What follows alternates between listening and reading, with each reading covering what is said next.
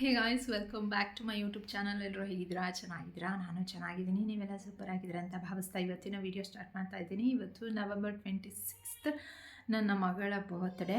So ನಮ್ಮ ಮಗಳ birthday first year birthday ಅವಳದು. ಸೊ ಇವತ್ತು ನೋಡ್ತಾನೆ ಒಂದು ವರ್ಷ ಆಯಿತು ಅನ್ನೋದು ಖುಷಿ ಆಗ್ತಾ ಇದೆ. ಆ್ಯಂಡ್ ಇವಾಗ ದೇವಸ್ಥಾನಕ್ಕೆ ಕರ್ಕೊಂಡು ಹೋಗ್ತಾ ಇದ್ದೀನಿ. ಆ್ಯಂಡ್ ವಿಕ್ಕಿ ಇಲ್ಲ, ವಿಕ್ಕಿ ಅವರು ಅವ್ರದ್ದು ಟ್ರೈನಿಂಗ್ ಇದೆ ಅಂತ ಹೇಳಿಬಿಟ್ಟು ಹೈದ್ರಾಬಾದಿಗೆ ಹೋಗಿದ್ದಾರೆ. ಸೊ ಹಾಗಾಗಿ ಸೆಲೆಬ್ರೇಷನ್ ಏನಿಲ್ಲ, ದೇವಸ್ಥಾನಕ್ಕೆ ಹೋಗ್ಬಿಟ್ಟು ಆ್ಯಂಡ್ ನಮ್ಮ ಅಮ್ಮ ಮನೇಲಿದ್ದೀನಿ ನಾನು. ನಮ್ಮ ಅಮ್ಮ ಮನೆಯಿಂದ ಇವಾಗ ನಮ್ಮ ಅತ್ತೆ ಮನೆಗೆ ಹೋಗಬೇಕು.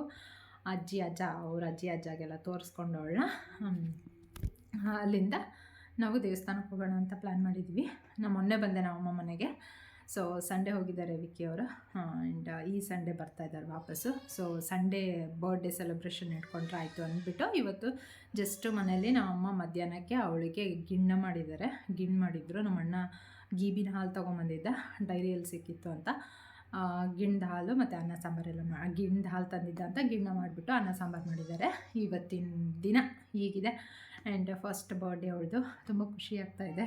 ಎಷ್ಟು ಬೇಗ ದೊಡ್ಡವಳಾದ್ಲಲ್ಲಪ್ಪ ಅನ್ನಿಸ್ತಾ ಇದೆ. ಆ್ಯಂಡ್ ಕಿರಿಕಿರಿ ಮಾಡ್ತಾ ಇದ್ದಾಳೆ.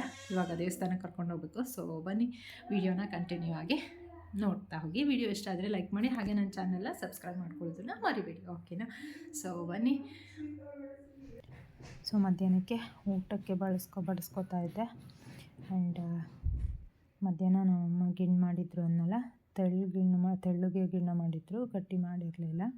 ಎರಡು ಥರದ್ದು ಮಾಡ್ತಾರಲ್ಲ, ತೆಳ್ಳಂಗಿಣ್ಣ ಮತ್ತು ಗಟ್ಟಿ ಗಿಣ್ಣ ಮಾಡ್ತಾರೆ. ನಾವು ತೆಳ್ಳಂಗಿಣ್ಣ ನನಗಿಷ್ಟ ಅಂತ ತೆಳ್ಳಂಗಿಣ್ಣ ಮಾಡಿದ್ರು. ಜೊತೆಗೆ ಪಲ್ಯ ಮತ್ತು ರೈಸ್ ಸಾಂಬಾರು ಮಾಡಿದರು ಮಧ್ಯಾಹ್ನಕ್ಕೆ. ನಾನು ಊಟ ಮಾಡುವಾಗ ನಮ್ಮಮ್ಮ ನಮ್ಮ ಪಾಪುನ ಎತ್ಕೊಂಡೇ ಇರ್ತಾರೆ. ಅವಳು ಊಟ ಮಾಡೋಕ್ಕೆ ಬಿಡಲ್ಲ. ಆ್ಯಂಡ್ ಮನೇಲಿ ಒಂದು ನಾಯಿ ಮರಿದೆ, ಅದು ನೋಡ್ಕೋತಾ ಕೂಡ್ತಾಳೆ. ಅವಳಿಗೆ ಭಾಳ ಇಷ್ಟ ನಾಯಿ ಅಂದರೆ. ಸೊ ಅದಕ್ಕೆ ಅದು ನೋಡ್ಕೋತಾ ಕೂತಿರ್ತಾಳೆ. ಅದೇ ಟೈಮಲ್ಲಿ ಊಟ ಮಾಡ್ಕೊಂಡ್ಬಿಡ್ಬೇಕು, ಇಲ್ಲಾಂದ್ರೆ ಅವಳು ನನಗೆ ಊಟ ಮಾಡೋಕ್ಕೆ ಬಿಡಲ್ಲ. ಬಾಪ ಅಪ್ಪ ಬಾ.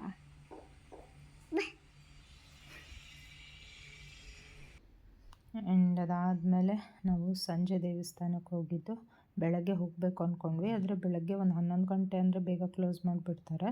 ಸೊ ಬುಧವಾರ ಆಗಿರೋದ್ರಿಂದ ಬೆಳಗ್ಗೆ ಬೇಗ ಕ್ಲೋಸ್ ಆಗಿರುತ್ತೆ. ಊರಮ್ಮನ ದೇವಸ್ಥಾನವೂ ಅಷ್ಟೇ. ಸೊ ಅದಕ್ಕೋಸ್ಕರ ಹರಿಹರೇಶ್ವರ ದೇವಸ್ಥಾನಕ್ಕೆ ಫಸ್ಟ್ ಹೋಗ್ಬಿಟ್ಟು ಆಮೇಲೆ ಊರಮ್ಮನ ದೇವಸ್ಥಾನಕ್ಕೆ ಹೋದ್ರಾಯ್ತು ಅಂದ್ಕೊಂಡು ಹರಿಹರೇಶ್ವರ ದೇವಸ್ಥಾನಕ್ಕೆ ಹೋದ್ವಿ. ಒಳಗಡೆಗೆ ವೀಡಿಯೋಗ್ರಫಿ ಫೋಟೋಗ್ರಫಿ ಅಲೋ ಇರೋಲ್ಲ. ಸೊ ಹಾಗಾಗಿ ದರ್ಶನ ಮಾಡ್ಕೊಂಬಂದು ನಿಮಗೆ ಲಾಸ್ಟಲ್ಲಿ ಒಂದು ಕ್ಲಿಪ್ಪಿಂಗ್ನ ಆ್ಯಡ್ ಮಾಡಿರ್ತೀನಿ. ಆ್ಯಂಡ್ ದೇವ್ರ ದರ್ಶನ ಎಲ್ಲ ಚೆನ್ನಾಗಾಯಿತು. ಅಷ್ಟೊಂದೇನು ಜನ ಇರಲಿಲ್ಲ ಯಾರು, ಯಾಕಂದರೆ ಬುಧವಾರ ಆಗಿರೋದ್ರಿಂದ. ವಾರ ಆಗಿದ್ದರೆ ಸೋಮವಾರ ಜಾಸ್ತಿ ಜನ ಇರ್ತಾರೆ. ಸೊ ಬುಧವಾರ ಆಗಿರೋದ್ರಿಂದ ಅಷ್ಟೇನು ರಶ್ ಇರಲಿಲ್ಲ.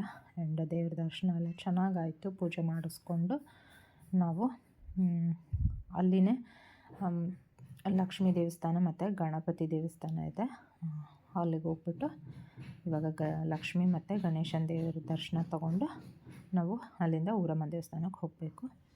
ಆ್ಯಂಡ್ ಬಿಸಿಲು ಜಾಸ್ತಿ ಇತ್ತು. ಸಾಯಂಕಾಲ 4:15 ಆದ್ರೂ ಬಿಸಿಲು ಶೆಕೆ ಎಲ್ಲ ಜಾಸ್ತಿನೇ ಇದೆ ಹರಿಹರದಲ್ಲಿ. ಆ್ಯಂಡ್ ನೋಡಿದ ಲಾಸ್ಟಲ್ಲಿ ಒಂದು ಕ್ಲಿಪ್ಪಿಂಗ್ ಹೊರಗಡೆ ನಿಂತ್ಕೊಂಡು ತೊಗೊಂಡಿದ್ದು. ನಿಮ್ಮೆಲ್ರಿಗೂ ಹರಿಹರೇಶ್ವರನ ದರ್ಶನ ಆಯಿತು ಅಂದ್ಕೊಂಡಿದ್ದೀನಿ.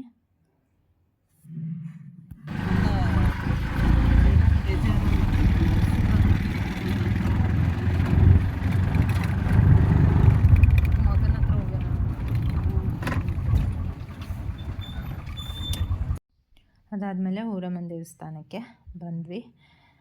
ಊರಮ್ಮನ ದೇವಸ್ಥಾನದಲ್ಲಿ 5 ಗಂಟೆಗೆ ಪೂಜೆ ಆಗಿರುತ್ತೆ ಸಂಜೆ. ಸೊ ಅಮ್ಮನವ್ರ ದರ್ಶನ ತುಂಬ ಚೆನ್ನಾಗಾಯಿತು ಅಂತಲೇ ಹೇಳ್ಬೋದು. 66 ಹಳ್ಳಿಯ ಒಡತಿ ಅಂತಲೇ ಪ್ರಸಿದ್ಧವಾಗಿರೋ ಊರಮ್ಮನ ದೇವಸ್ಥಾನ, ಊರಮ್ಮ ಇವರು. ಆ್ಯಂಡ್ ದೇವಸ್ಥಾನದ ಒಳಗಡೆಗೆ ಇವಾಗ ಈ ರೀತಿ ಎಲ್ಲ ಮಾಡಿದ್ದಾರೆ.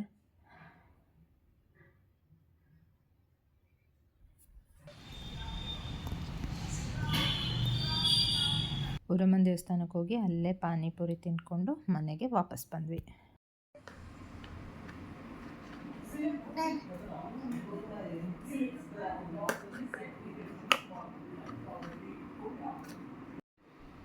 ಸೊ ಫ್ರೆಂಡ್ಸ್, ಇವಾಗ ಬ್ಲಾಗ್ನ ಎಂಡ್ ಮಾಡೋಣ ಅಂದ್ಕೊಂಡಿದ್ದೀನಿ.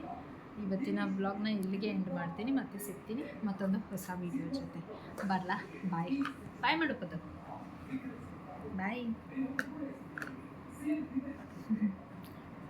ಓಕೆ, ವಿಡಿಯೋ ಇಷ್ಟ ಆದರೆ ಲೈಕ್ ಮಾಡಿ, ಹಾಗೆ ನನ್ನ ಚಾನಲ್ನ ಸಬ್ಸ್ಕ್ರೈಬ್ ಮಾಡ್ಕೊಳ್ಳೋದನ್ನು ಮರಿಬೇಡಿ. ಓಕೆನಾ, ಬಾಯ್.